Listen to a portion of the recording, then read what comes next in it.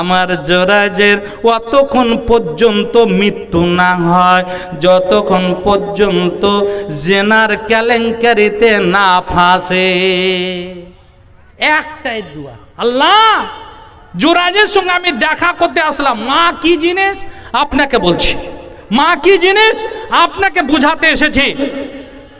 আপনি জালসা থেকে গিয়ে লাড্ডু নিয়ে যাবেন, জিলেপি নিয়ে যাবেন, মিষ্টি নিয়ে যাবেন। কার জন্য? ছেলের জন্য, মার জন্য, মেয়ের জন্য, স্ত্রীর জন্য। হতভাগা, একটা আর বেশি নিতে পারলেন না, একটা বেশি নিতে পারলেন না। আপনি একটু মাকে আদর করে একটা খালি দিতেন, বুঝতে পেরেছেন? একটা আম্মু দেখে মুখটা মেলা করো তো, মুখটা মেলা করো। আলহামদুলিল্লাহ, আপনাকে আমি জোর গলায় বলছি, আমি এক হতভাগা মাকে জমা দিয়েছি, আব্বাকে জমা দিয়েছি। আব্বার দ্বিতীয় সংসার আমি করেছিলাম। আলহামদুলিল্লাহ, শরীর খুব ভালো ছিল। আজ কিছু ছেলেকে দেখতে পাওয়া যায় যে আব্বা, মা মারা গেল, শরীর আব্বার ভালো আছে, কিন্তু বিয়ে দিতে চাই না। কেন? বাচ্চা কাচ্চা হবে, ঝামেলা হবে। হা হা হা, হাইরে হতভাগা তুমি। আমি চিন্তা করলাম আব্বার সেবা খুব মুশকিল, আব্বার দ্বিতীয় সংসার করালাম। এখনো জোর গলায় বলছি, আপনি বিলাই মারে গিয়ে খবরটা নেন কারি সাহেবের বাড়ি কোনটা। আমি বাড়িতে মিষ্টি নিয়ে যাই ভাইয়ের জন্য, বোনেদের জন্য, ভাস্তা ভাস্তিদের জন্য, মার জন্য আলাদা প্যাকেটে নিয়ে যায় এবং নিজে আলহামদুলিল্লাহ তার মুখে তুলিয়ে দিয়ে আসি। আল্লাহ কাছে দোয়া করি, আল্লাহ মরা পর্যন্ত যে আমি এইটুকু করতে পারি। মা এমন একটা সময় চলে গেছে, তখন আমার হাতে টাকা ছিল না, ইজ্জত সম্মান করা তখন আমার কোনো উপায় ছিল না। আজ নেই, এটা তো মা আছে, এই মাকে আমি করি। আমার দেখেন জোরাজের মা রব্বুল আলামিন, জোরাজের মা তখন পর্যন্ত মৃত্যু না হয়, যতক্ষণ পর্যন্ত জেনার কেলেঙ্কারিতে না ফাঁসে। দুয়াটা কারেন্টের মতো কবুল হয়ে গেল আল্লাহর দরবারে। একজন র্যান্ডি মহিলা, একজন পতিতালয়ের মহিলা, একজন বেশ্যাপট্টির মহিলা জোরাজের কুঁড়ে ঘরে চলে আসলো। বলে, জোরাজ আমার মনের বাসনা কামনা তুমি পূরণ করো, আমি তোমাকে আমার শরীরটা দিয়ে দিয়েছি। জোরাজ বলে, নাউজুবিল্লাহি মিন যালিক, ওরে আল্লাহর বান্দে তুই এখান থেকে যা, তুই চলে যা, আমার কাছ থেকে চলে যা। সে মহিলা চলে গেল। জোরাজের সঙ্গে কোনো বাচ্চা, কোনো মানে ইয়ে হলো না, অবৈধ সম্পর্ক হলো না, শারীরিক সম্পর্ক হলো না, জিনা হলো না। ওই মহিলা চলে গেল এক রাখালের কাছে। রাখালকে প্রস্তাব দিল, ওরে রাখাল তুমি আমার মনের খিদাটা মিটিয়ে দাও, আমার সঙ্গে তুমি শারীরিক সম্পর্ক করো, মিলন করো, জেনায় লিপ্ত হয়। তার সঙ্গে জেনায় লিপ্ত হলো, লিপ্ত হওয়ার ফলে তার বাচ্চা পেটে আসলো, গর্ভধারণ করলো। বা বড় হতে হতে হতে 9 মাস 10 দিন পরে বাচ্চা দুনিয়াতে আসলো। বলা হলে, ওরে আল্লাহর বান্দি তোর তো বিয়ে হয় নাই, তুই তো বিয়ে করিস নাই, তোর পেট থেকে যে বাচ্চা হলো এর বাবাকে বল। সে বলল, পতিতালয়ের মহিলা বলল, তোমরা কি জানো না ওই যে মাঠের মধ্যে কুঁড়ে ঘরে একটা লোক ইবাদত করতে আছে, তার দ্বারা এই জঘন্য কাজ হয়েছে, আর তার এটা এই বাচ্চাটা তার, এই বাচ্চাটার বাপ হলো সে। হাদিসে পাওয়া যায় লোকেরা করলো কি, লাঠি লাদনা নিয়ে অনেক কিছু নিয়ে ঝাঁপিয়ে পড়লো জোরাজের বাসাতে, জোরাজের কুঁড়ে ঘরে। বাসাটাকে ভেঙে দেওয়া হলো, জোরাজকে অপদস্থ করা হলো, তাকে মারা হলো, তাকে পিটা হলো। জোরাজ বলল, ভাইরে আমার, আমাকে কেন মারো, আমাকে একটু বলো, একটু বলে দাও, কেন তুমি আমাকে অপদস্থ করছো, আমাকে কেন তোমরা মারছো, একটু বলে দাও। বলে, তুমি কি জানো না, তোমার দ্বারা এই কাজ তুমি জানো না? যে না। বাচ্চাটা কোথায়? বলে, বাচ্চাটা আছে। বলে, বাচ্চা বলে দেবে বাচ্চার বাবাকে। মানুষ অবাক হয়ে গেল, কয়েকদিনের বাচ্চা কেমন করে কথা বলবে? বলে হ্যাঁ বলবে, আল্লাহর যদি বান্দা নয় তবে সে বলে দিবে। জোরাইজ আসলেন ওখানে, আর এসে বলছে ওরে আল্লাহর বান্দা শুন, মান আবুকা, তোর বাবাকে হয় রে সোনা, তুই বল তোর বাবাকে হয়, তোর মার সঙ্গে কার দ্বারা এরকম ঘটনা ঘটেছে বলে দাও। বাচ্চার মুখটা খুলে গেল, বলে আবি আর রাই, আমার পিতা হলো রাখাল। মানুষেরা জোরাইজের হাত পা ধরতে শুরু করলো। জোরাইজ আমরা ভুল করে দিয়েছি, আপনাকে মারলাম, কষ্ট দিলাম, অপদস্থ করলাম। আপনি যদি বলেন আপনার কুঁড়ে ঘরটা সোনা দিয়ে চাঁদি দিয়ে তৈরি করে দিব। জোরাইজ বলল দুনিয়ার মানুষ, রাঘবপুরের মানুষরা শুনো, সোনা দিয়ে তৈরি করতে হবে না, আমার একটা কথা শুনো, বাপ মাকে কোনোদিন কষ্ট দাও না। আমি ইবাদতের জন্য এসেছিলাম, আমার মা এসেছিলেন আমার সঙ্গে কথা বলার জন্য, আমি কথা বলি নাই, মা হয়তো দোয়া করেছেন, তার ফল আজকে পেলাম।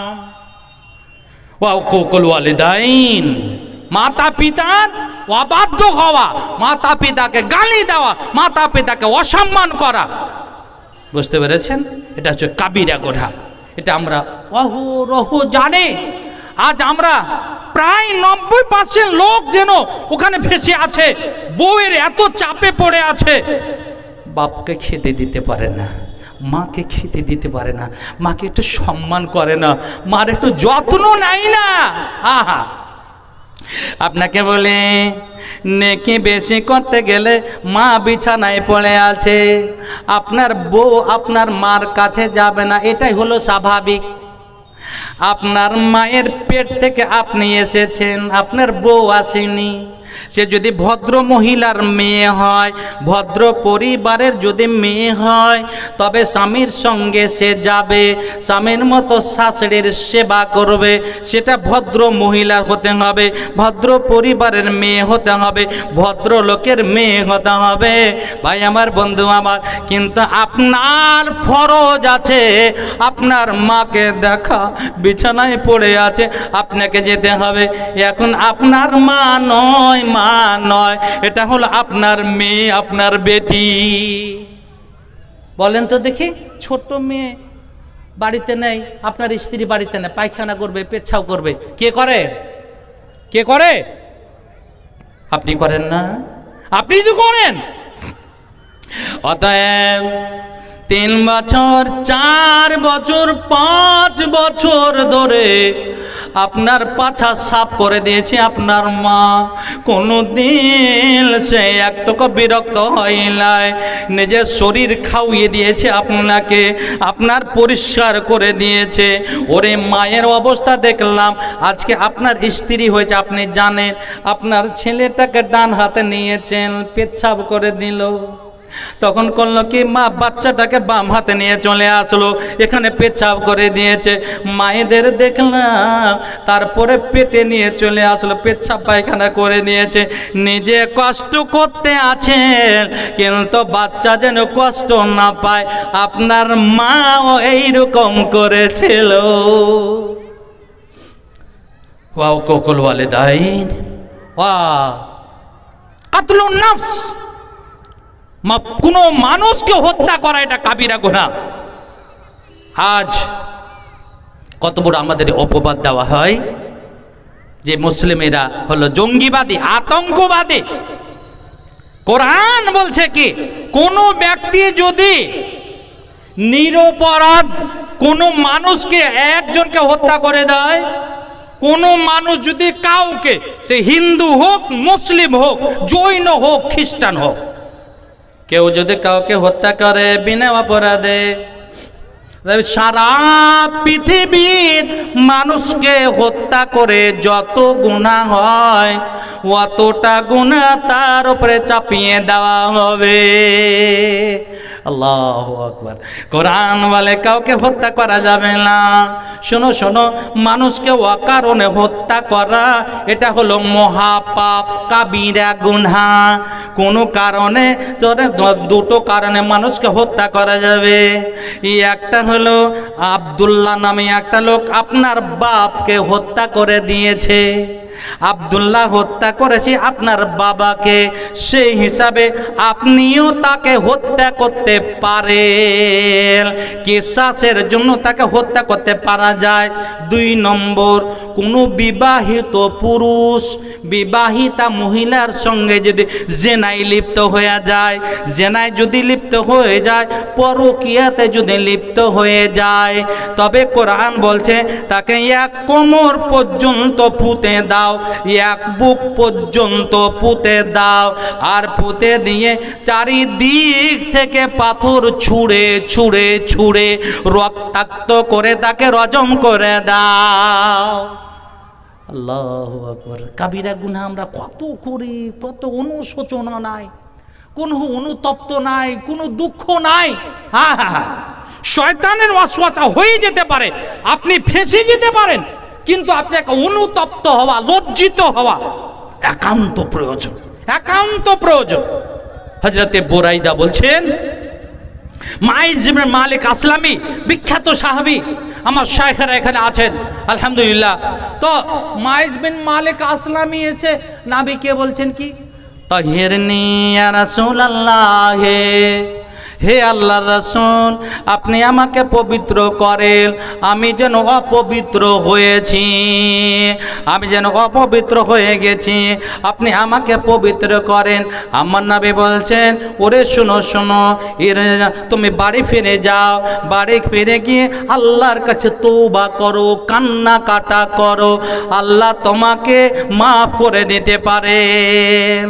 হাদিসে পাওয়া যায়, ফারাজা গায়রা বাইদিন সুম্মা যা, অল্প কিছু দিন চলে যেতে লাগলো, কিছু দূর যেতে লাগলো, যেতে যেতে মাইজ বিন মালিক আসলামের সির মনটা বলছে, মাইজ রে তুই এখান থেকে যাস না, তুই পবিত্র হয়ে যা।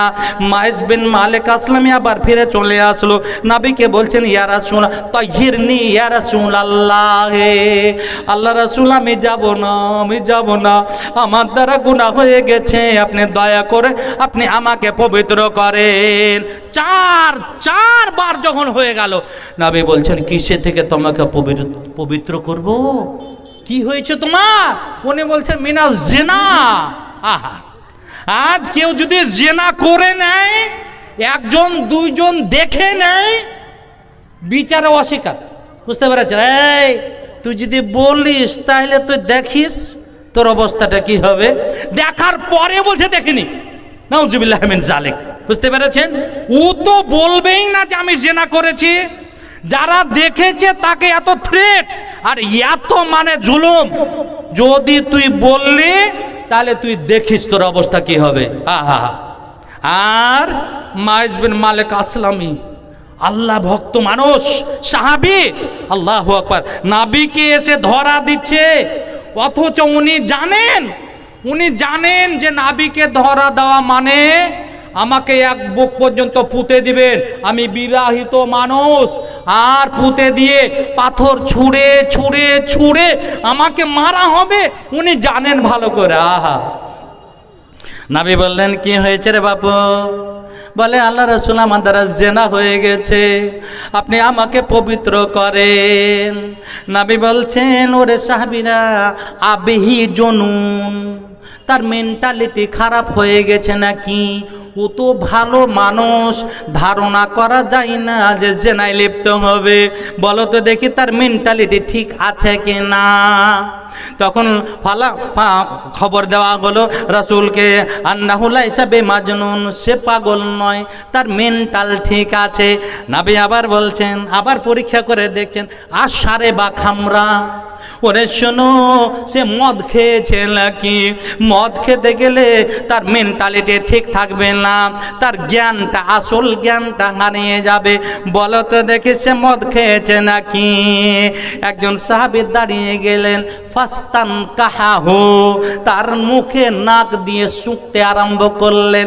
মদ খেলে গন্ধ পাওয়া যায়, তার পাশে বসে বসে থাকা লোকটা গন্ধ মনে করে।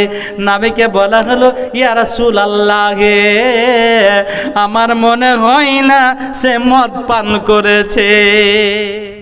নবী বলছেন, পরে তুমি কি জিনা করেছো? বলে, হ্যাঁ আমি জিনা করেছি।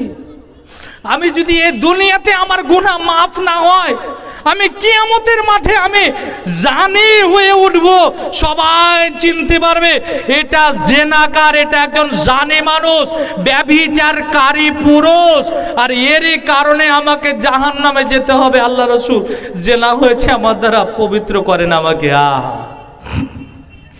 আমারা নবীর আদেশ হয়ে গেল, ওরে সাহাবীরা, মাইজ বিন মালিক আসলামকে নিয়ে চলে যাও, রজমের মাঠে নিয়ে চলে যাও, আর রজমের মাঠে নিয়ে গিয়ে এক কোমর পর্যন্ত পুঁতে দাও, বুক পর্যন্ত পুঁতে দাও, তাকে রজম করে দাও।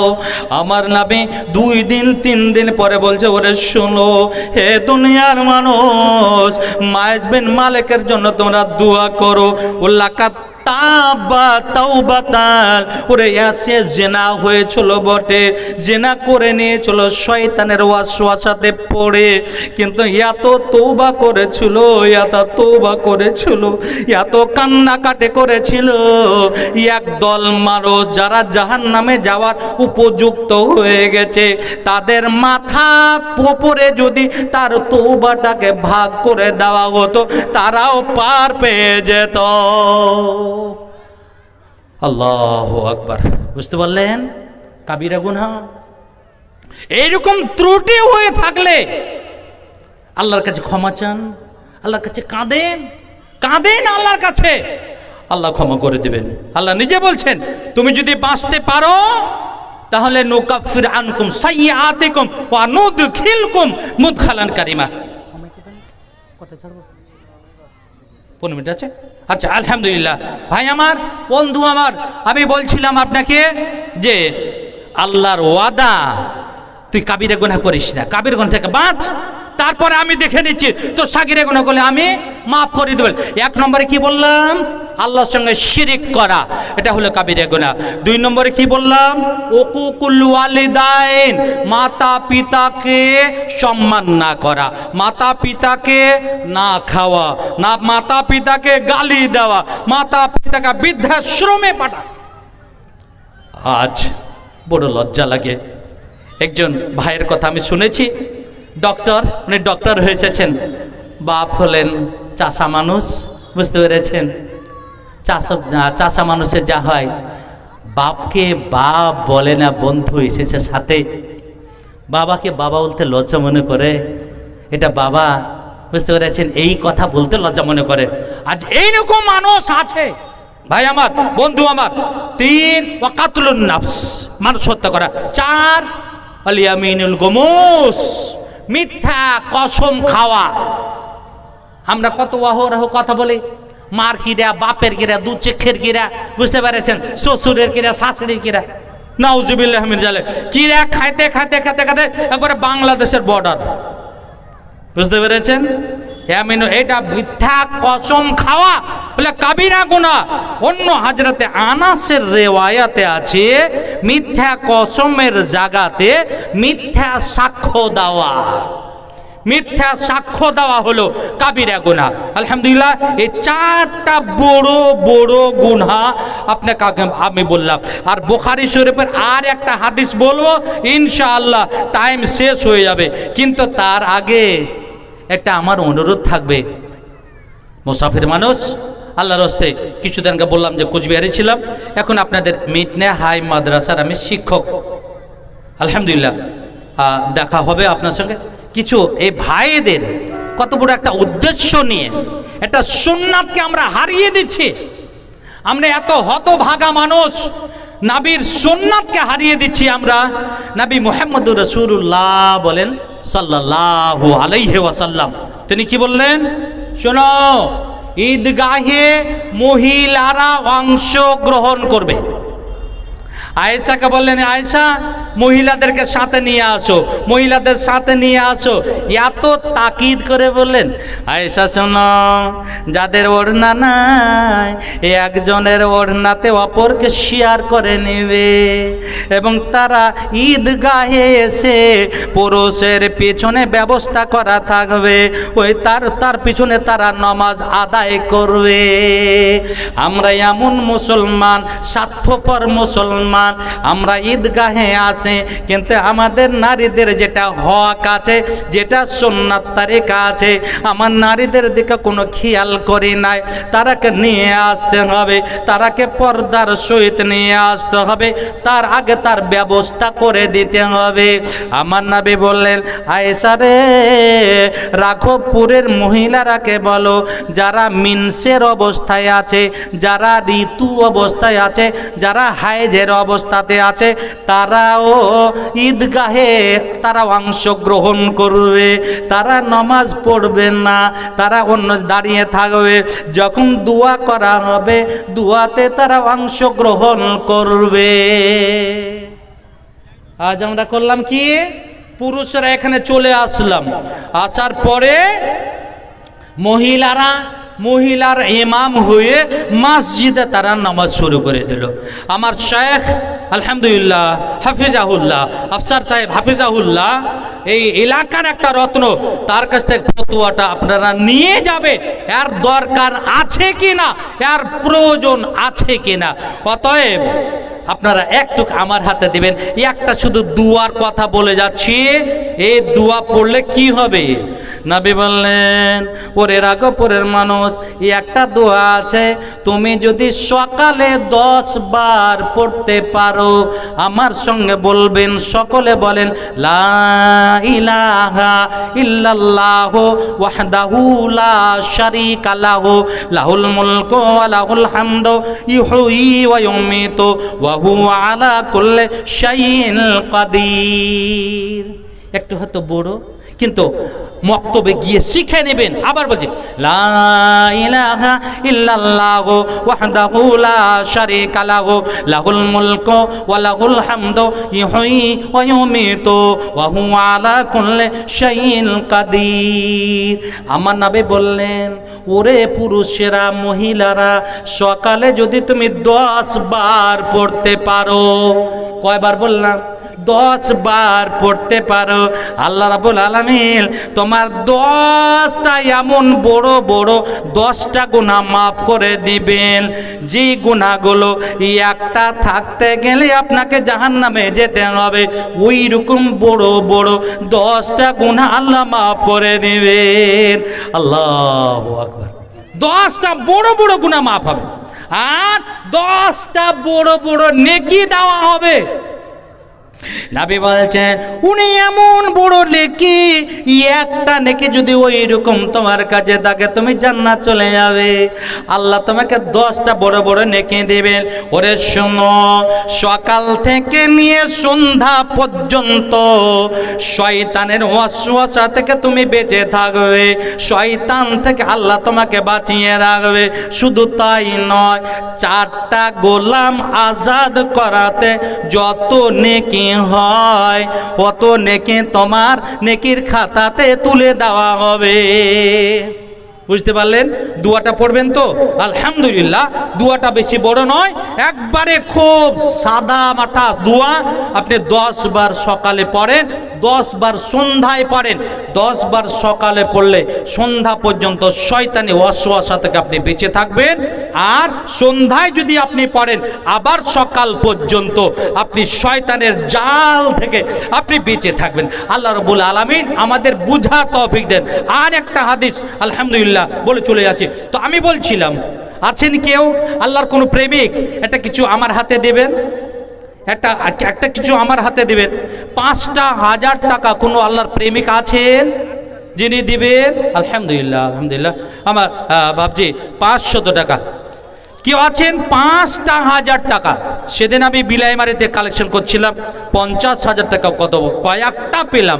সেদিন আমি এখানে এতে ছিলাম বালাপাথারে, বেশ কিছু টাকা পেলাম আপনার ঈদগাহের জন্য, ঈদগাহের ব্যবস্থা করার জন্য। আলহামদুলিল্লাহ আপনারা এখানে এসেছেন, আপনারা এলাকার মানুষ, একটা মোটা একটা কিছু আমার হাতে দেন, ইনশাআল্লাহ আমার দুয়ার লিস্টে আপনাকে আমি শামিল করব, আপনার জন্য আমি দোয়া করব। কেউ আছেন? এটা 1000 করা যাবে না যে দাদা? হ্যাঁ, আচ্ছা আলহামদুলিল্লাহ। আসুন, আর কেউ আছেন আল্লাহর রাস্তায়? একটা হাদিস বলবো আমি, আসুন আপনারা একটু দয়া করে কাল হালকা করে একটু কি করেন, তারপরে আমার শায়েখ হাফিজাউ বাদরুদ্দোজা নাদভি হাফিজাউল্লাহ উনি চলে আসবেন, তার হাতে আপনারা অবশ্যই দিবেন। তো একটু আসুন। আল্লাহুম্মা সাল্লি আলাইহিমা ওয়া বারিক আলাইহিমা। রব্বুল আলামিন, তোমার দুজন প্রেমিক 500 করে টাকা নিয়েছে, আল্লাহ তুমি কবুল করে নাও। আল্লাহ মনের জায়েজ বাসনা কামনা পূরণ করে দাও, দান অনুপাতে আল্লাহ নেকি দিয়ে দাও। তার মৃত্যুরা যারা কবরবাসী হয়ে আছে, আল্লাহ তাদেরকে তুমি উজ্জ্বল করো, কবরকে প্রশস্ত করো, তারাকে জান্নাত